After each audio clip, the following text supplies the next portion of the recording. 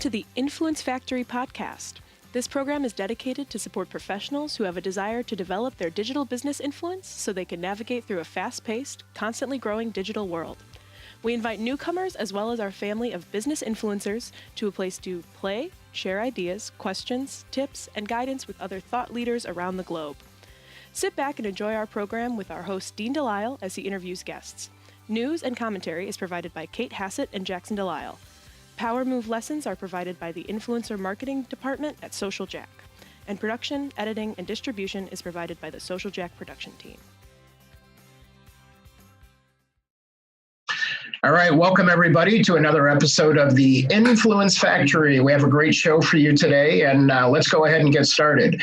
So a couple of big things going on. Kate, how are you doing? I'm good. How are you? Good. Jackson, you ready to rock and roll back there?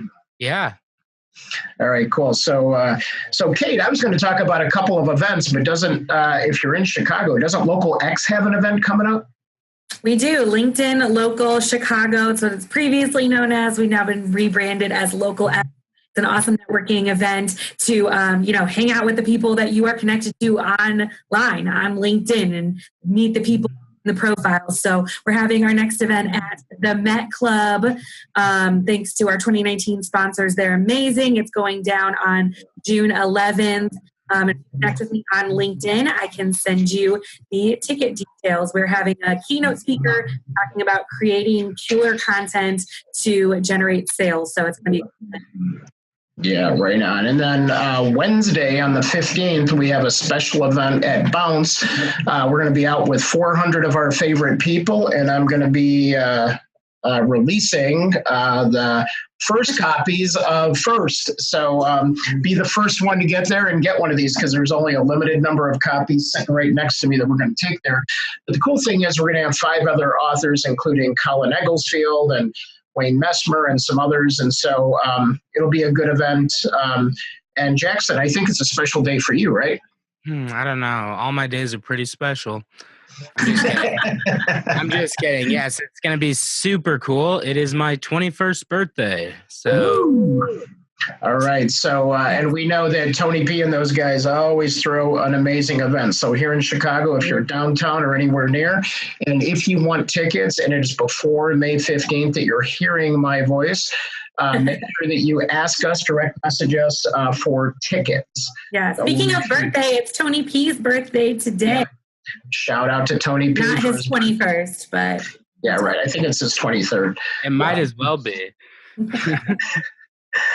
The other cool thing is we've sort of leaked this out a little bit, but we'll be with Wayne. I'll be training with Wayne Messmer at Wrigley Field.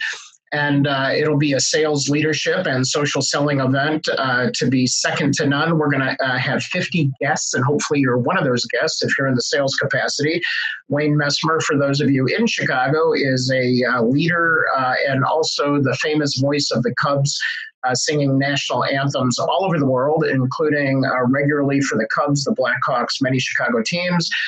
He's got his own World Series ring from the Cubs World Series.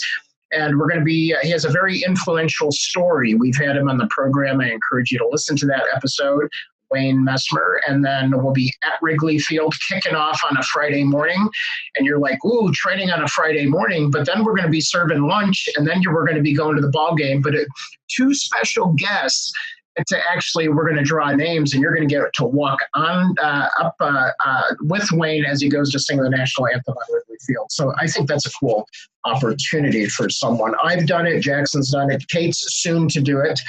So if you've ever had the opportunity, it's super cool, especially when you time it when you go there and they're having a flyover. It is just something special. So super cool. All right. So, Kate, people want to connect with us on social. What is that best way to do that? Of course, follow us on Facebook and LinkedIn at Social Jack. We're on Twitter and Instagram at Get Social Jack. And if you want to follow the Influence Factory, the live tweeting, it's hashtag Influence Factory. And then also in our business Influencer Alliance group, which you can find on Facebook, request access, and you can interact with us there. Yeah, for sure, for sure. I want to just welcome everybody to the Influencer Factory news segment.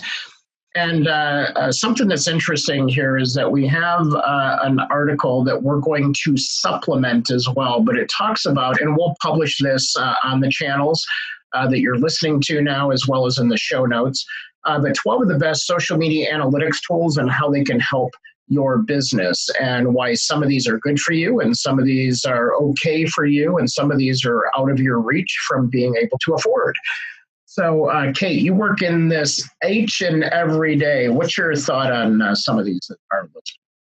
So analytics are really, really important. We know that it's the core to any marketing strategy, whether you are building a brand or your personal brand, whether you're doing social just for yourself or for a company. It's very important to be able to prove what you're doing. I swear, I say it all the time, but more than half of my job is proving that I'm doing my job, right? And that's what analytics are. It's just important to see the ROI, to see that all the work that you're putting in is getting views and, most importantly, engagements. So there's a lot of different tools on this list. And I think the most important aspect is just to kind of know what you're looking for in terms of analytics, what you really need to be paying attention to, and picking the tool that's right for you.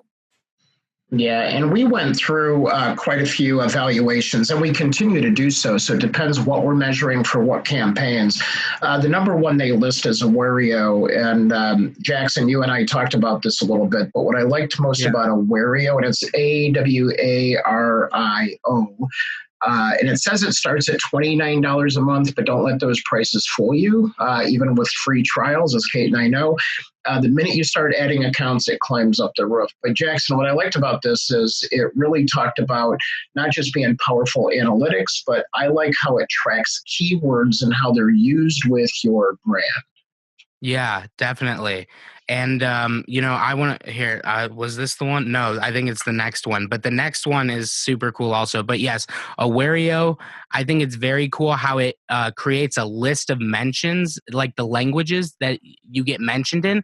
That way you can see your demographics. We a lot of times, it's a problem in America that people just assume that, okay, I'm going to tweet in this one language. I'm going to cater to this one group, but there are many groups, like America was, originally known as a melting pot. So there's so many people.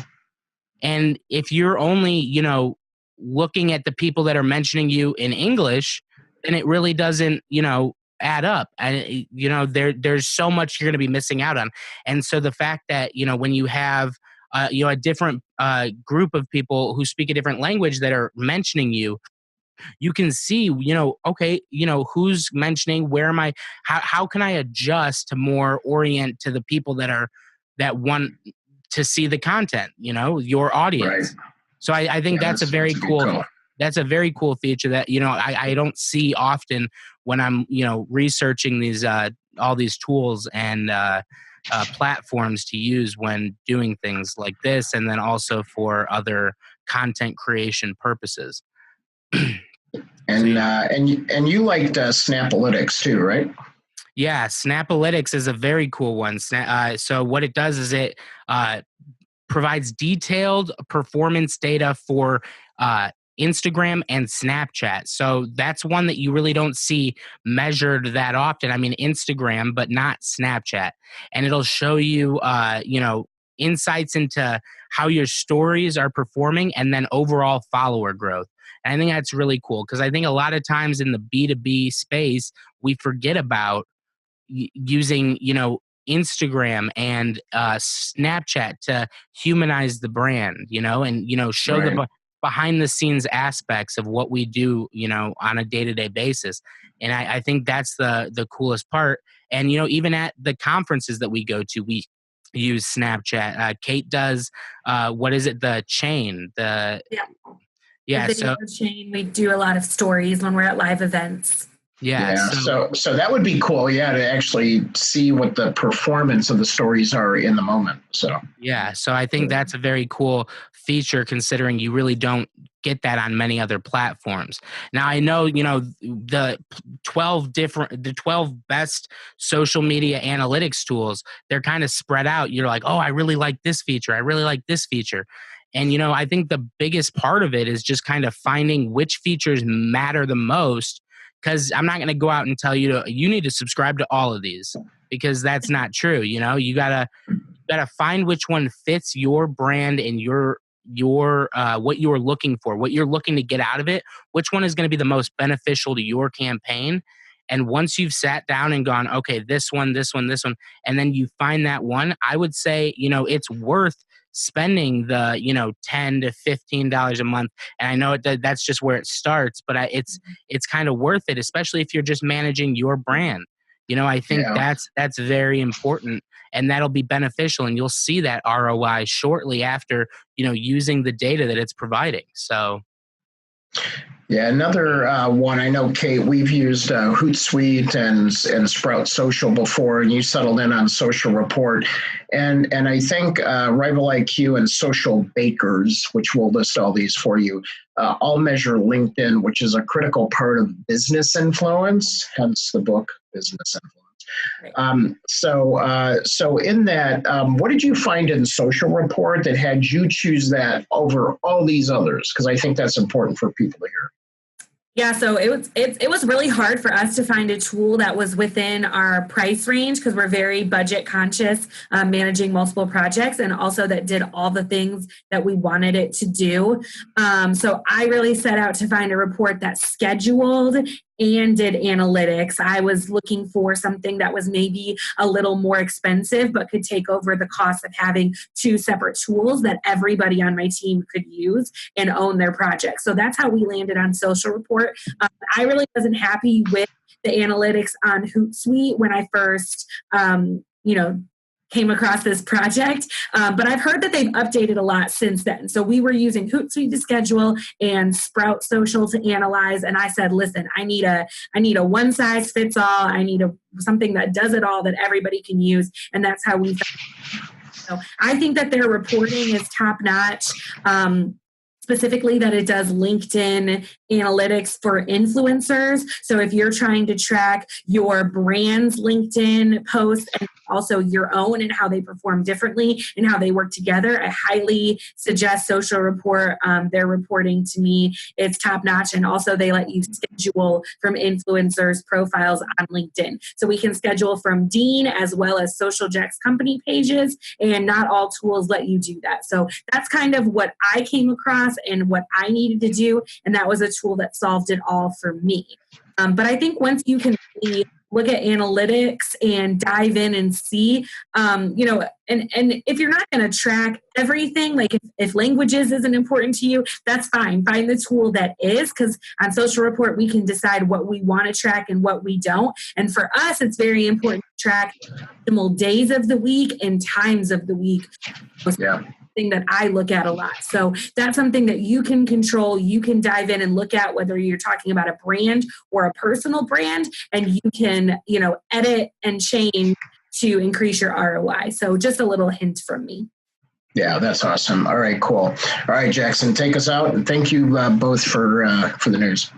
Yeah, so that's all for the Influencer News Update this week. Make sure to tune in next week for more, tips and tools to boost your influence that are, top trending articles. Also, if you would like to see other articles posted and talked about in our group or on the podcast, make sure to tweet to us at Jackson Delisle, at Dean Delisle, at Kate Hassett, or at Get Social Jack.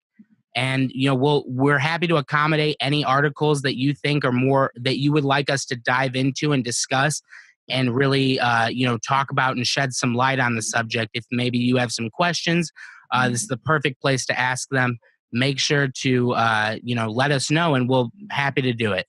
And then if you want to, subscribe to the podcast, subscribe to the YouTube channel, make sure to do that, because we have, our segments, all our separate segments on the channels.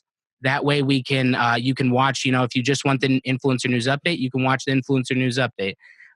If you want the interview that's coming up with Dean and Richard, make sure to, click on the next video if you're just watching the Influencer News Update. Yeah, so that's all for the Influencer News Update, and make sure to let us know if you want to hear other articles. We're happy to accommodate. All right. Well, thank you, you two, and awesome job as always. All right. So coming up, we have an amazing special guest and a good friend of mine, Richard Hollis. He's accumulated 30 years of CEO experience.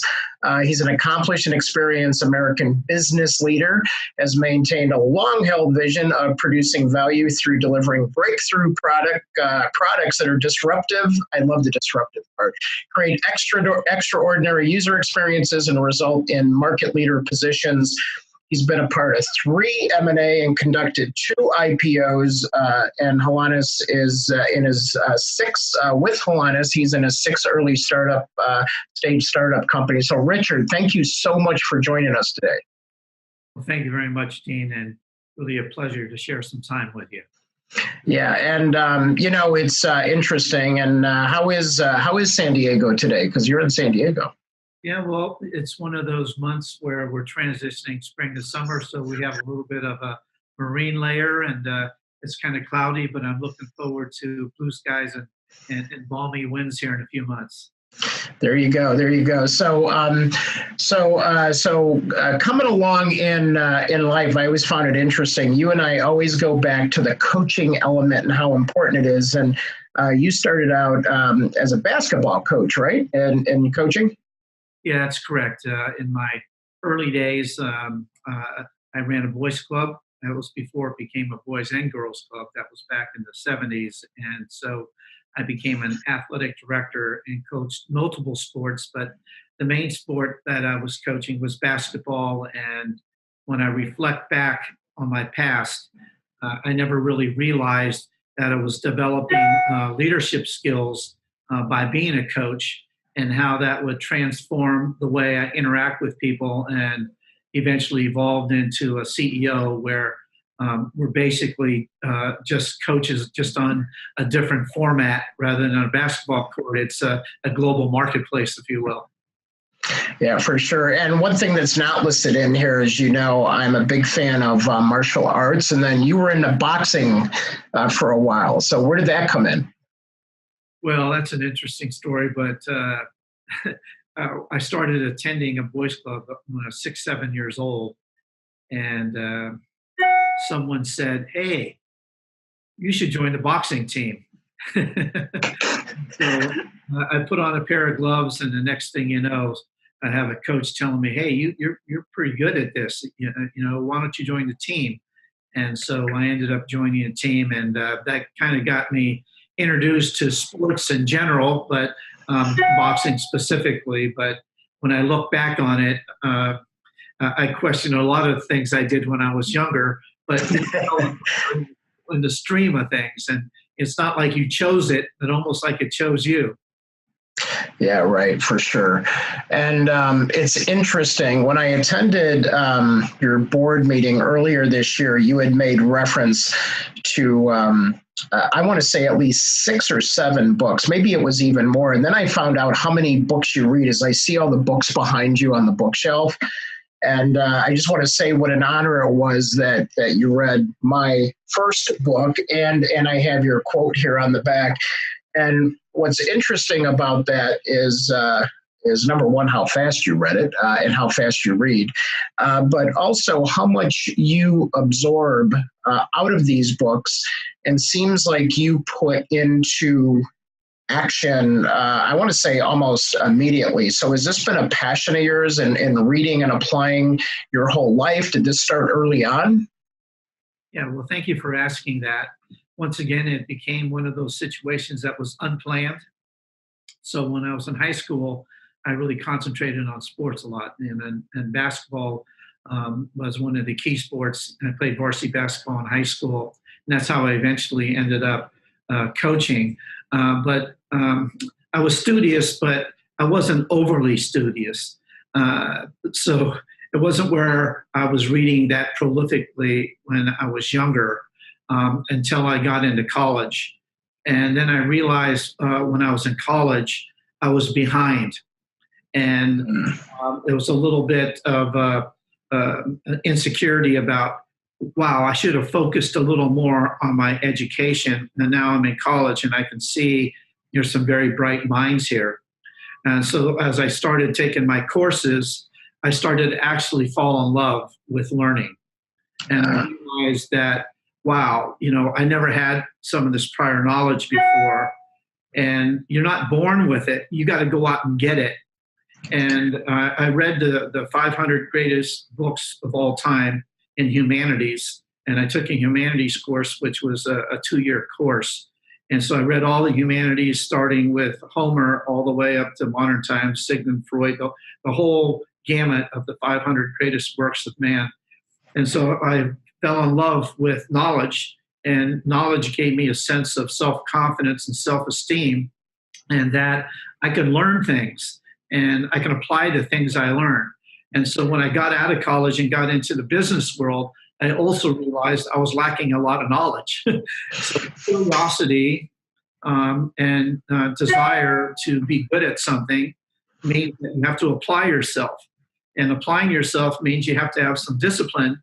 But when you become good at something, you start to really enjoy it. So I became good at dissecting a book, opening a book, reading cover to cover, reading the index, the table of contents, and then looking at, the chapters, going through all the chapters, and then starting all over and reading, and then grabbing concepts. And I learned how to digest the book. And so I figured I could read a normal book in maybe 4 to 8 hours. And maybe if it's a much more comprehensive or complex book, it may take me several days to a week. But I was disciplined enough to get through a book. I never wanted to start a book and not finish it, and then it sits on the bookshelf. I wanted to read it. So yes, I'm a prolific reader, and I've continued since my 20s. So here I am several decades later, and this is a habit that is really a lifestyle of mine. I consider it a hobby, I consider it fun, and I consider it empowering. Yeah, that's awesome. And you made me think. I'm a big time chunker. That's my methodology in life. And people are like, my gosh, how do you get so much done in a week and things like that? And I time chunk. And for me, you've got me now thinking, well, heck, you just define time chunking as it applies to reading a book. And now I'm thinking, okay, well, I could actually time chunk and do that myself. So thank you for the inspiration on that, and a little bit of a mind shift in such a short period of time. So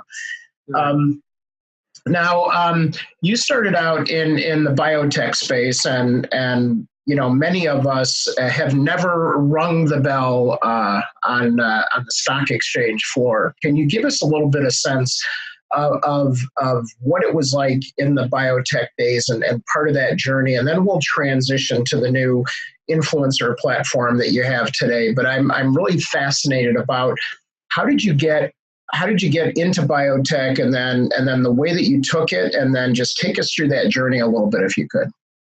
No, thank you very much, and it's really a privilege to be able to share all this with your audience. So thank you. Yeah. As I take you through this for a few minutes, I'll start out with saying that as your life evolves, you start to see that all things are connected, which is really kind of strange because we're living in a connected world today. Right. All things connect, whether it's biotech, infotech, nanotech, fintech, these things all connect. So I got started in the pharmaceutical biotech world because when I graduated from college, I turned my attention from being a collegiate basketball coach and professor, which was really what I wanted to do, but I had a lot of bills to pay. Right. And I ended up becoming a pharmaceutical specialist representative, working for a very large company right there in Chicago, Baxter Healthcare. I worked in the Baxter Travenol division, where that division specialized in IV delivery systems. So what that exposed me to was hospitals and nursing homes and business and pharmaceuticals and the role that companies play in society as a whole. But what it really did to me as a young man in his 20s, it exposed me to death, disease, dying, healthcare, and it really struck me to see children with cancer or people suffering in a hospital or people aging in nursing homes. And so as a young man, it had a really profound impact on me that I'm going to get sick someday, and I'm also going to die someday. So that created a lot of curiosity within myself of how do we age? Why do we age? How is the body coded? Here's where things connect. And I really grew a passion for business and healthcare. And once again, it wasn't actually planned. These things just kind of inadvertently happen. And then once they happen, then it started to be planned out a little more because I created a vision and I knew where I wanted to go. So how this kind of leads up to, my passions, it's the first passion was really healthcare. And so I worked my way through the ranks: salesman, a sales manager, a marketing manager, a division manager, a national sales manager, a vice president of marketing and sales, chief operating officer. So in these decades was a lot of learning and a lot of growth and a lot of progress. And I got to be exposed to a lot of people, a lot of challenges about being an entrepreneur, exposed to inventors, the risk that an entrepreneur takes, how do you influence society, all these types of things. So the long story short, rapidly going through my career, I ended up at one of the most incredible companies in the Bay Area in the 80s and 90s, and that was a company called Genentech, and it was the world's first biotechnology company. Dean, what's really cool is DNA is code for life. Right. And I got very involved, and then I started my own company, biotech company, and I took that public, and I was fortunate enough to, ring the NASDAQ with the former mayor of New York at the time, which was Giuliani. And so that was during the 96, 97 timeframe, and then developing the company where I'm actually ringing the bell with Giuliani was around 2001, 2002. And so I took that company public, and it was all related to diseases of aging. We had 12 drugs in the clinic. I was a founder, CEO, chairman of that company, and ran it for nearly 17 years. And then the economy took a dip in 2008 and 9, as everyone knows, and I had to do a repivot. But all along, I was looking at the digital revolution as much as I was involved in the biotech revolution. And I started to see really the impact that the internet was going to have on online. Everything was going to move from radio, print, TV to digital. So we're moving into a digital world. So when the recession hit, I basically did a repivot into the digital space because I've raised 2 millennials and they wanted me to look at the internet. So that brings us to current. And that is, I've spent the last 10 years doing a lot of research on the internet and trying to understand the role it's going to play in the future, especially for millennials and Gen Zers, as jobs get more and more automated. It's been stated that 80 to 90% of the jobs in the next decade or two are going to give way to automation. So what does this mean for job creation? What does this mean for the next generation? And what I was able to determine that the end game is really going to be about millennials and Gen Zers and their opportunity to monetize technology on the internet. And so that was really the beginnings of Hollis. And Hollis is really about connecting all the component parts of the internet into a holospace to simplify the complexity of trying to have a personal profile or a personal brand on the internet. It's very interesting listening to your opening because you started talking about so many different parts, all the companies and aspects you have to go through to just get analytics, let alone other social media platforms. So that's a lot of fragmentation, and it's tough to make sense of all that. So we came up with the term Holon, which connects all the parts to the whole. Right, and I love when I was at the board meeting there, and you had a diagram and showed the evolution of the whole of ourself connected to the whole when it becomes community. Do you remember that? I'm sure you do. I'm sure you assembled that. It was very biotech-like, and that's when I was like, oh my gosh, I didn't know I could understand biotech, but now I understand how things are connected. I was a network engineer and a network scientist from a people perspective, and I saw the commonalities of computers connecting and people connecting. And now all of a sudden, since I've met you, I'm like, oh my gosh, our bodies are connected to be connected. They're developed to be connected. Yes, it's what you call systems thinking. Right. And your body is a complex adaptive system. And it almost sounds oxymoronic, but the internet is very much biomimicry from the standpoint it has many component parts, and how is it coded together to be one? And code is code. DNA is code for life. It's carbon code. Right. It's digital code. But you have a lot of component parts and a lot of systems. So in the human body, we have all these different systems: your neurological system, your metabolic and endocrine system, your musculoskeletal system. There's so many component parts to us, but they all are connected and work seamlessly as one to create us, which is basically a holonic or holistic approach to looking at the internet of how does social media connect with commerce and with data and connectivity and networking, being data-driven. All these things are component parts, and what they need to do is to be integrated into a whole so that they speak to one another, but they all make sense into a cohesive strategy. The most difficult thing about being an influencer on the internet, and especially moving into the future, is how do you build that personal brand and make it a cohesive whole? How can you be omnipresent, but do it from one place, but also be able to be ubiquitous and be in all places at one time? So that gets very complex. Sure, it does. How do you simplify all that complexity? And so it was Steve Jobs that basically said, simplicity is complexity resolved. So what we're trying to do at Hollis is simplify the process of having a digital presence on the internet. Yeah, and what's interesting about that is, we talk a lot about the fact that we track that I would say within every 15 seconds, there's a new release of one of the top even just 25 social platforms. There's a new release, and we have to keep up with that. And then if you count all the mobile apps, I don't know what, I'm sort of curious to the audience, but how many average mobile apps do we have?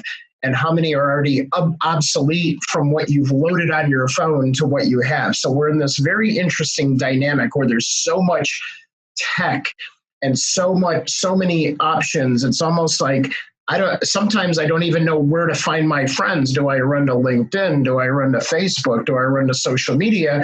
And it's like we forget to really be just connected, to do some face-to-face things or get some time together.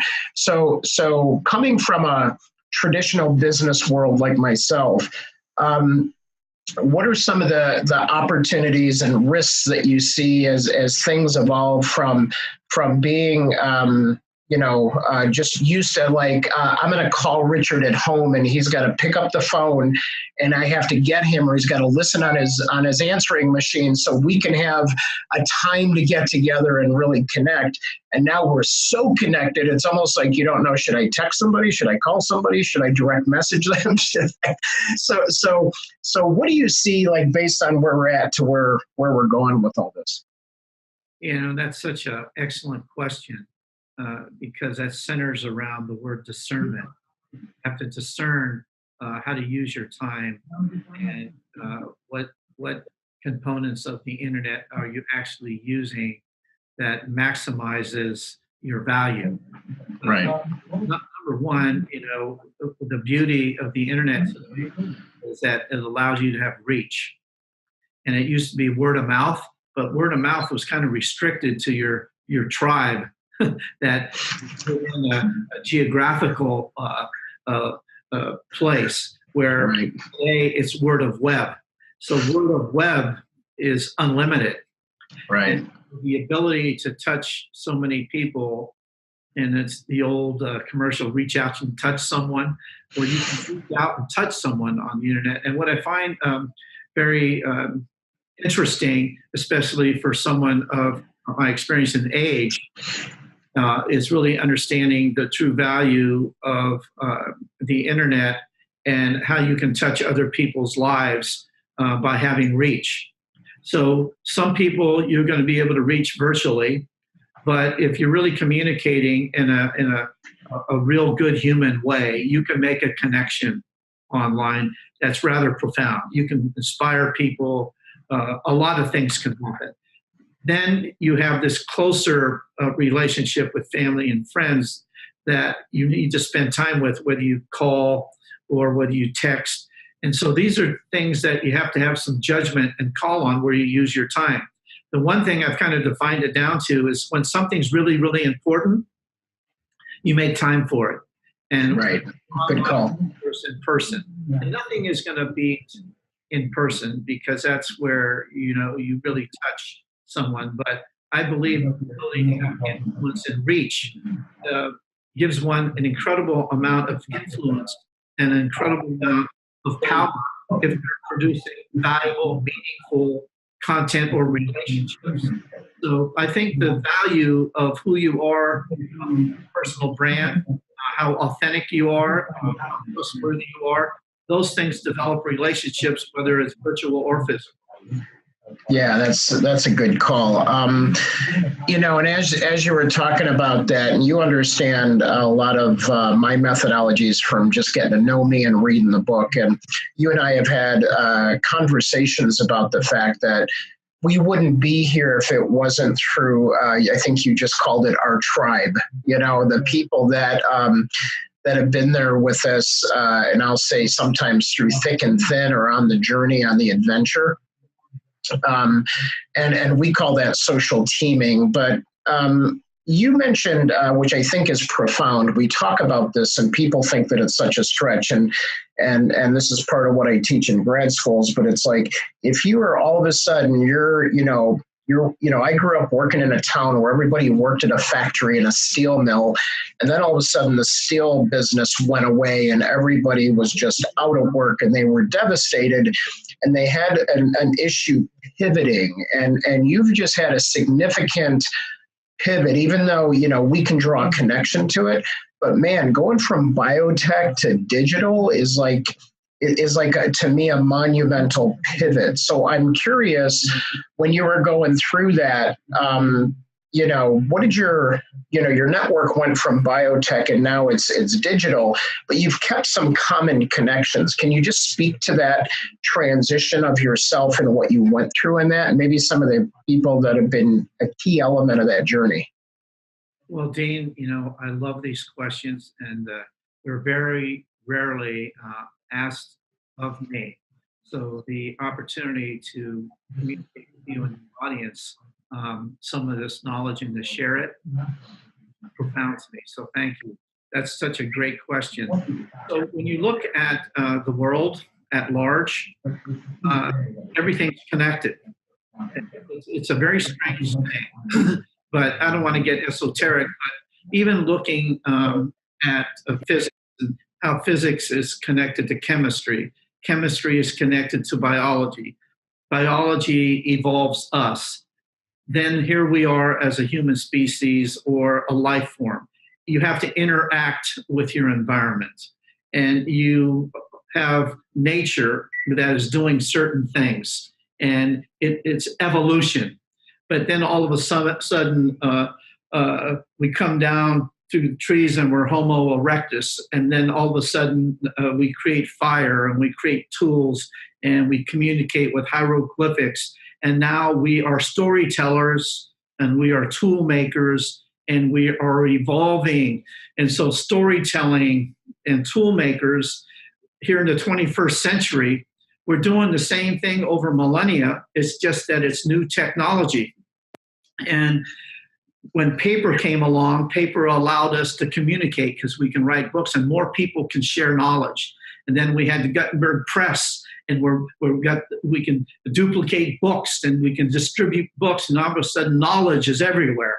It's evolution. It's beautiful. It's information. And now skip forward to the 21st century. We're in the information digital age. Everything connects. It's all about evolution and what are we evolving to? And so are we evolving to a better human species? Is artificial intelligence going to be empowering, or is it going to be evil? Is it going to be used for good or bad? And so we're evolving and we're learning as we go to a degree. And so I'm just one of those individuals that believes technology and evolution go hand in hand and these things connect. And we need a leadership to use technology in a proper way, good governance, looking at social inclusion, economic and environmental sustainability, providing people opportunities. You know, it's a crazy thing, but the internet, through evolution and technology, enables all these things. So the things that you're doing, like writing your book and teaching people how to build personal brands and developing a technology where people are empowered to do things on the internet, create jobs, create income for themselves. These things are all connected. It's just that you have to spend a lot of time connecting the dots, and not everyone has that kind of time. So I believe it's our corporation's responsibility to connect all those dots and make it easy so you don't have to figure all this stuff out because you have a limited amount of time. So what we're trying to do at Hollis is provide you technology that allows you to connect, network, build a personal brand, monetize your digital assets, and create a living through your passions. Because I think where the job market's going to go in the future is not working for one company like you're talking about in a factory or a warehouse for 30 years, and you either get a gold watch or get fired because you're too old.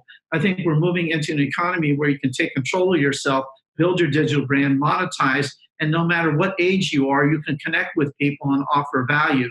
So we're moving to, I think, an age in the 21st century where it's not so much about a job as much it's about what is your passion and how good are you at that passion, and can you offer value to others through a product or a service. And now your passion becomes your career, and you can brand that on the internet through basically personal branding. So all these things, as odd and as strange as it seems, everything connects.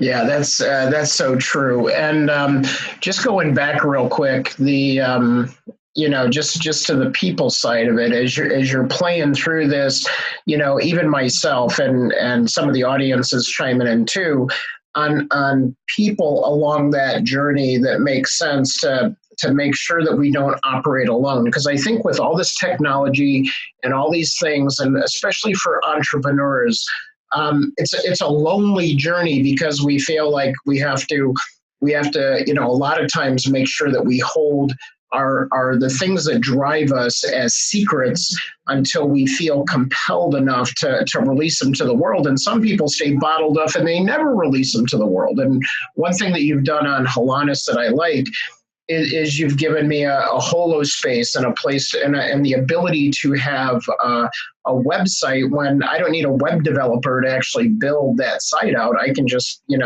have a space on the internet that's mine that tells my story and who I am and everything about me. So how did you get to that part? Like, you know what? I don't think everybody needs to have a www, their own website, and not everybody's going to get to that point.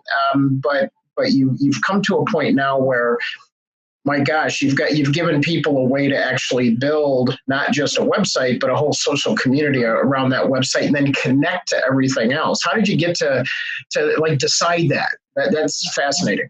Yeah, because I was looking at the internet as a system.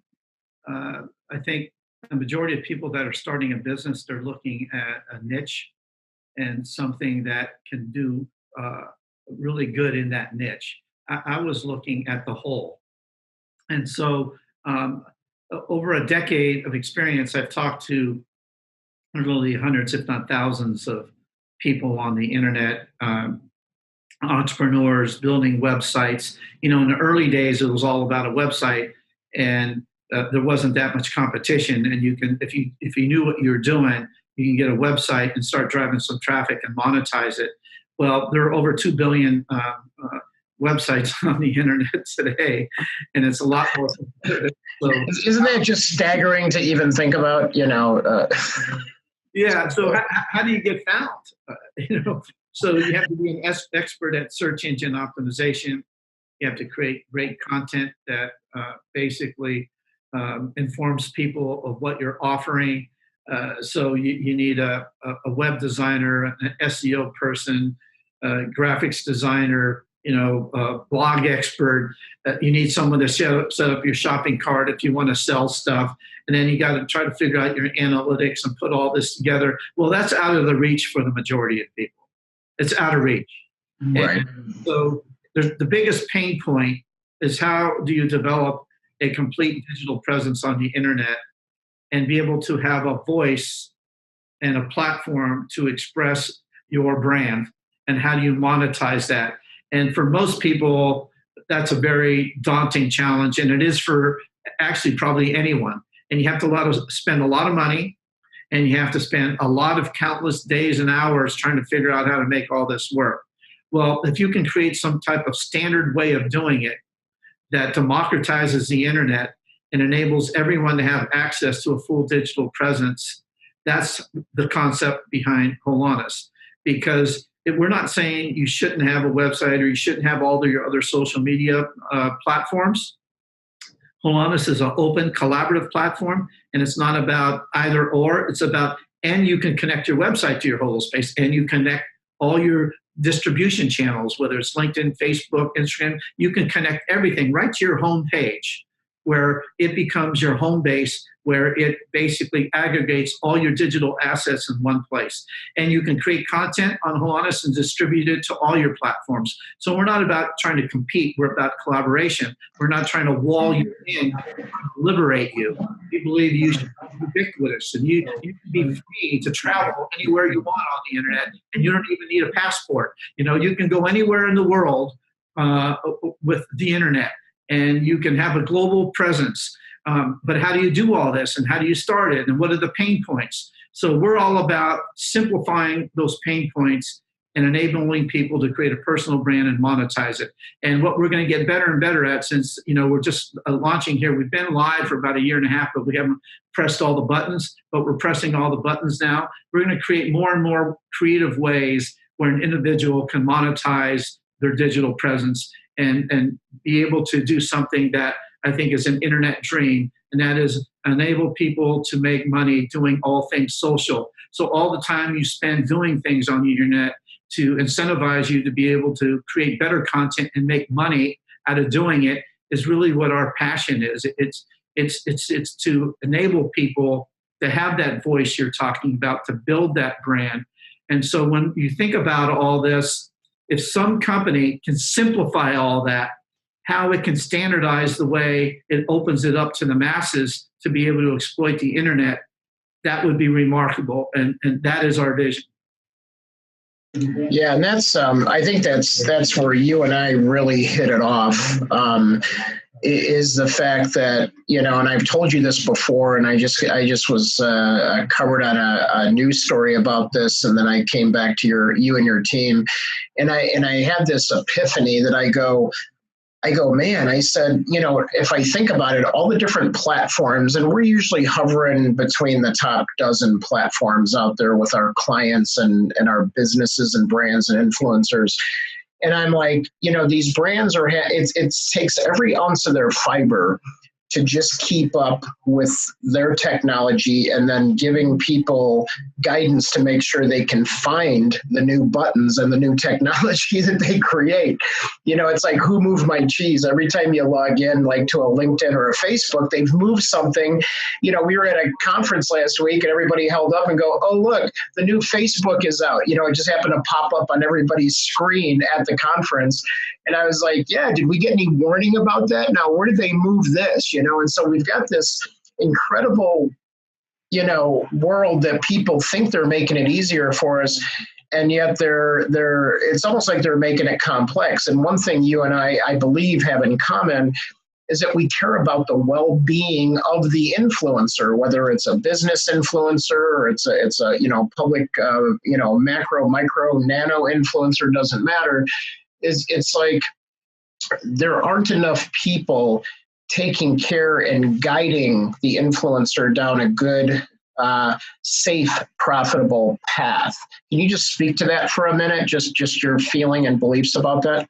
Yeah. So when something is complex, that means there's many moving parts. And things are going to change. Like you just indicated, you're at a conference, hey, something changed. What changed is an algorithm. And so we're moving into the age of acceleration and algorithms. And so you are either going to be the victim of an algorithm or empowered by an algorithm. So we know what happened in 2017 and 2018 was a social media apocalypse where all of a sudden accounts by the millions were being deleted off of some of the top platforms. And many people had spent years developing their digital presence on those platforms. And literally overnight, they got algorithm out. And so, they're there yesterday and gone today. And so what we really want to do at Hollis is to be a company that keeps creating algorithms that are not just in our self-interest, but in the interest of the population and the interest of humanity, if you will. I think the power of the internet really needs leaders who utilize technology where we can be trusted. And transparency and trust is going to be currency on the internet in the future. And so I believe that to support users and to enhance them along the journey is probably the most powerful thing we can do. Yeah, that's amen to that. And it's interesting.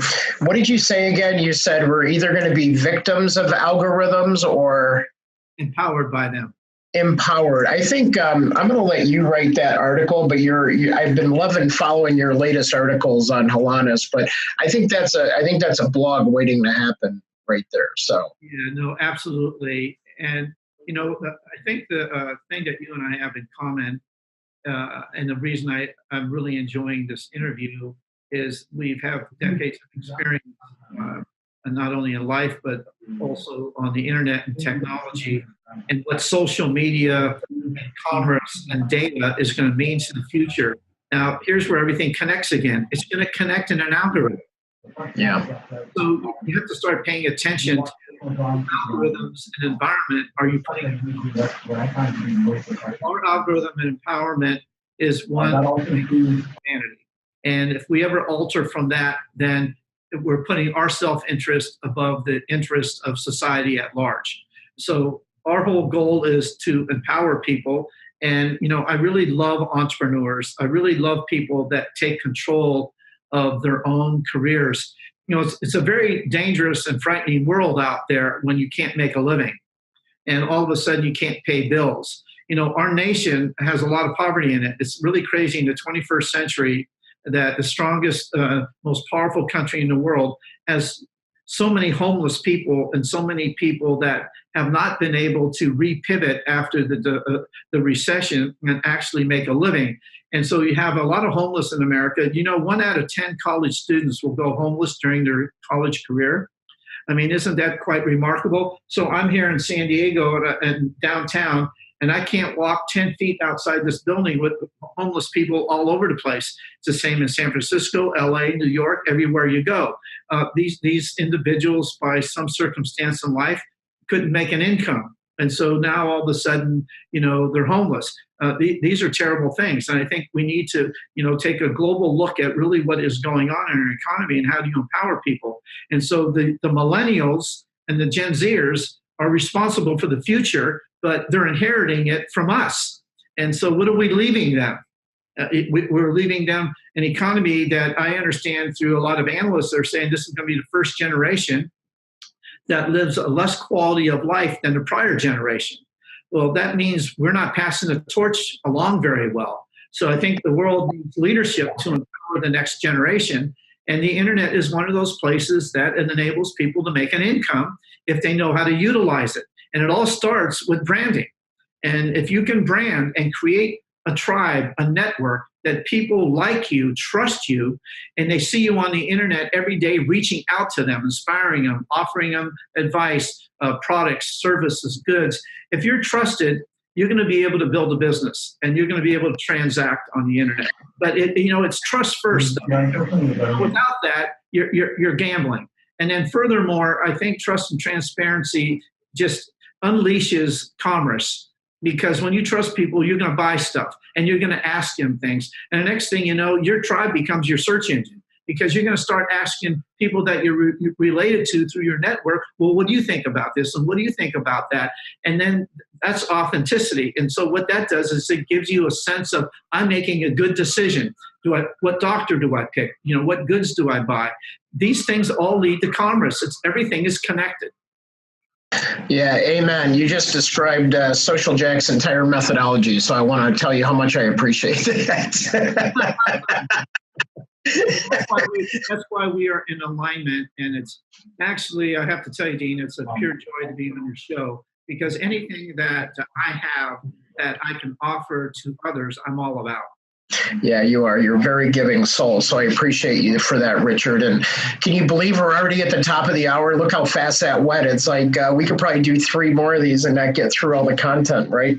Well, we set this up in a bar. We can have drinks and close the bar down for conversation. Yeah, right. Barstool Social, we'll call it. I think there's Barstool Sports is already out there. They have their own digital channel. But all right, so this is when we invite Kate and Jackson back in the audience. We want the audience to chime in. And Richard has inspired us and mentioned a lot of things, some things that I've even picked up even more on, which we appreciate. But remember, the way that you can be an influencer and a thought leader, and this is speaking to the audience, is to take something that you learned from Richard and how he's built Hollis and this amazing platform and the spirit of what he's doing in our world and our community, and teach that to somebody else and have that conversation. So like he said, we're helping one another and empowering one another. And that really makes you an influencer and a thought leader.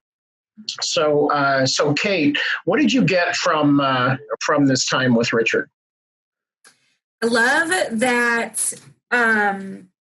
Hollis is just doing things a little bit differently, and they're using their digital responsibility. It's something that we talk about a lot with digital citizenship, but it's just like, okay, you have this influence, you've done all of these things, you've built this brand for yourself, and how can you better serve your customers and stay true to your brand? And I think that Richard's understanding of a lot of different industries and leadership really has helped him effectively build this platform. And I'm just so looking forward to the people using Hollis for good, because I'm a huge advocate of people using their influence for good.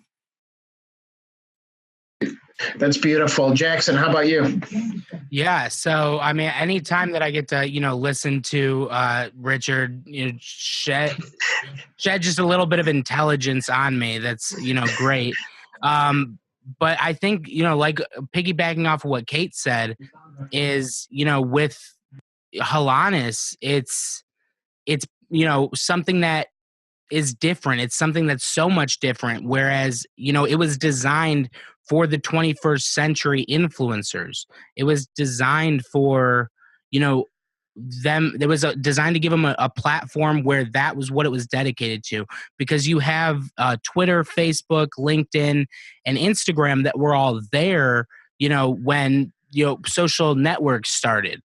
And then eventually, they adapted to the influence, and having it tailored a little bit to influencers, but it was never designed specifically for that. And I think that's what the coolest part about it is. And listening to Richard talk about it, and, you can tell this is something he's very passionate about. And it's great to have technology like that, or, a platform like that dedicated to influencers, as opposed to one that was just adapted to include them. That's interesting. I haven't heard that perspective before. So Richard, based on the feedback that you've just heard, any final comments? Yeah, well, I really love listening to the millennials, like the 2 people you said speak there.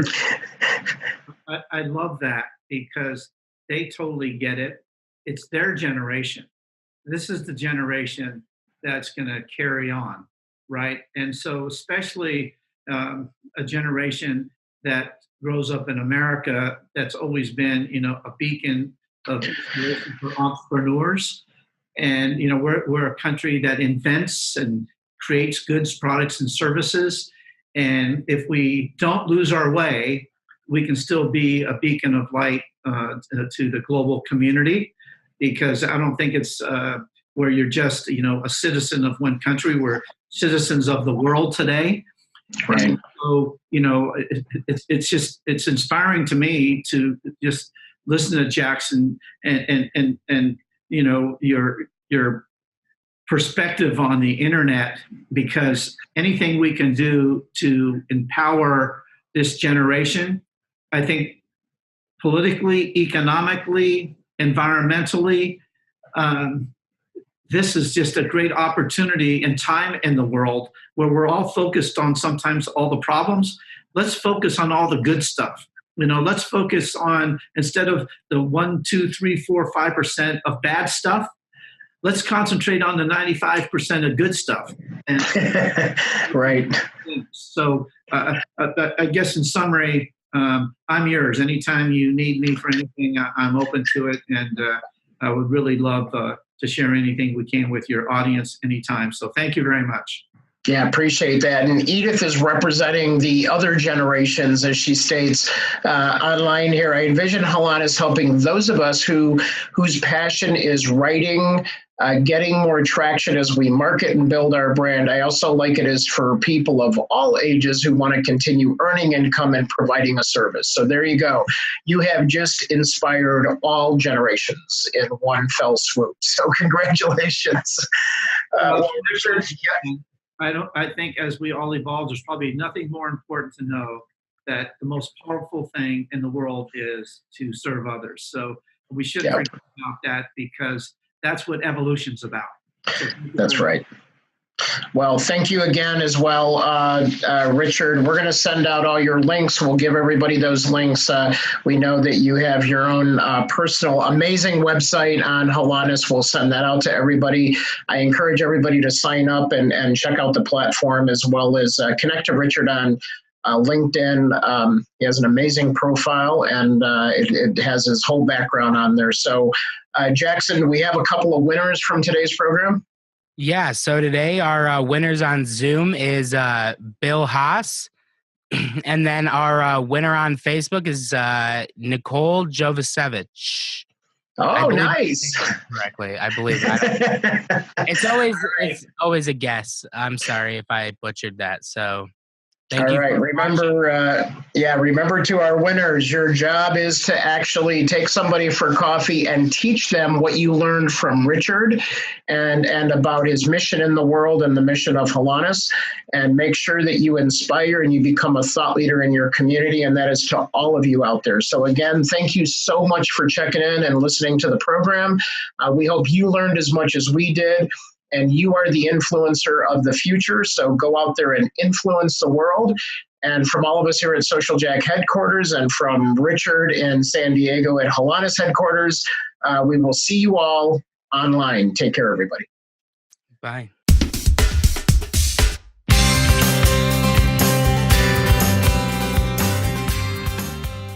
Thank you for listening to the Influence Factory podcast. We welcome feedback and suggestions. You can provide these by visiting our website at www.myinfluencefactory.com. And if you are interested in Social Jack's 90 Days to Influence program, you can simply go to 90daystobusinessinfluence.com and simply ask for the next steps.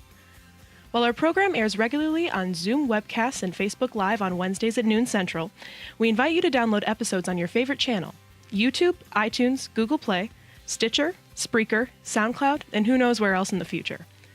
We will also provide occasional on-location live streams with special guests that we will announce in our community Facebook group, Business Influencer Alliance, as well as on all Social Jack channels. Our mission is to help you build your digital business influence with this podcast, as well as inspire, educate, and entertain those who are hungry to collaborate in a cool place with cool business professionals just like you.